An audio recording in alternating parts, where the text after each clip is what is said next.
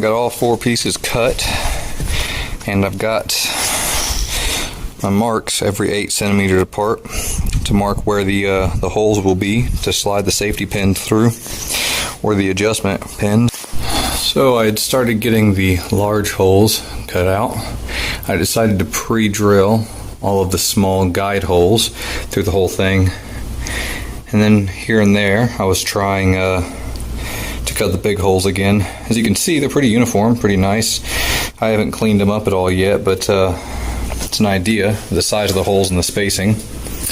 I've got the other 3 uprights here.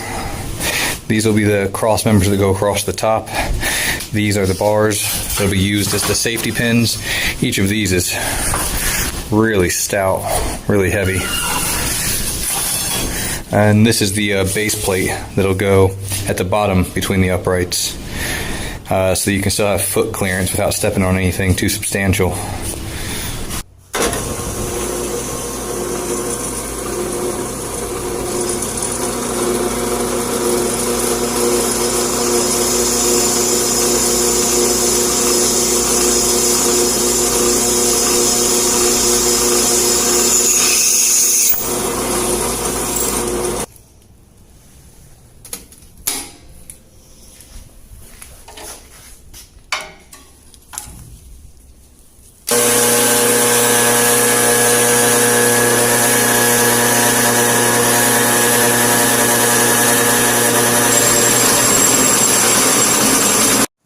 Probably mentioned it before, but one of the handy things about having the tiles up here is that it works as a pretty good grid. I can stack these side by side directly on the line, make sure it's evened up basically, and I come over here and everything's straight and even. I can even take this base plate, I put it over here, line it up there, come over to this side, and it's basically lined up there too. It makes my life a lot easier. Well, got one set of uprights done. This will be the front that faces out. This will be the back upright. This would be the front of it, just like the one you see online. It's the opening of the C-beam right there, or I'm sorry, the C-channel right there. This is the front of the squat rack. That's the back.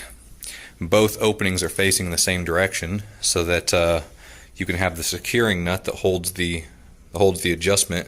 Because see, the pin that goes in here to hold the bar is actually a giant nut and a bolt. So the nut goes in, or the bolt goes in here, and it's going to have a real thick washer welded on it to stop it, so it sticks out here no matter what.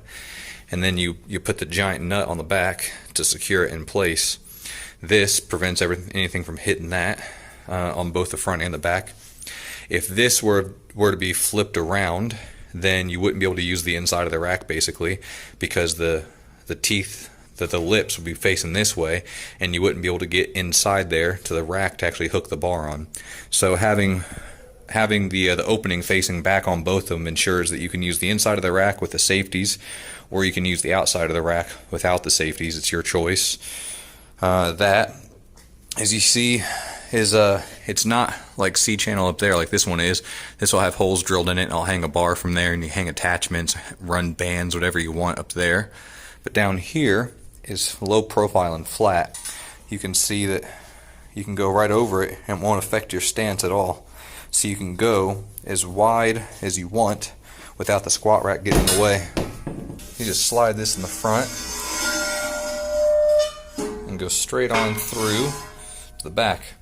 Now I'm going to have a big fat washer, like a collar, welded right here, almost like a sword. So you got your hand width and the collar welded right here, so when it goes in, it stops itself and it can't go all the way through.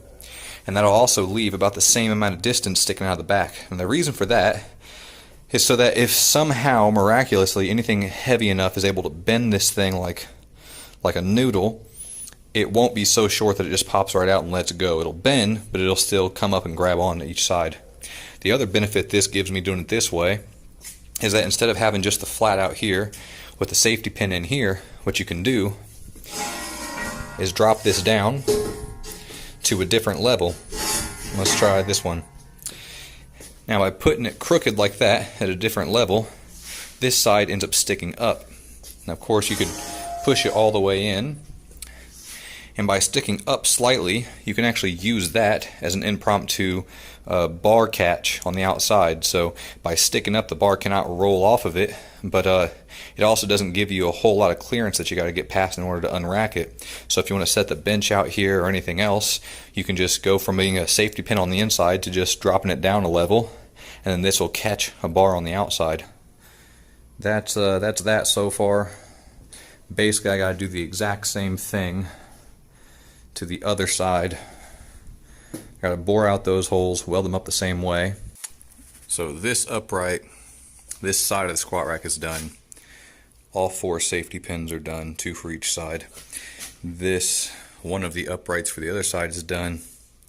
This pull-up bar that also keeps the top of the squat rack at a proper distance from one another, that is done. Well, actually not completely done. I still have to drill the holes to bolt them in.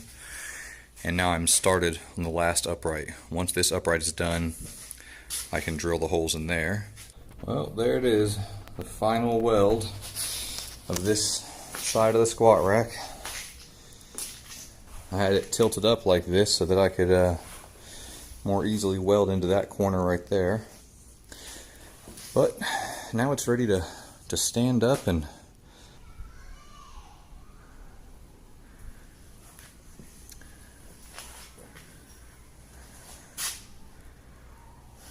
still dirty, still not cleaned and painted, but it is all together and ready to use.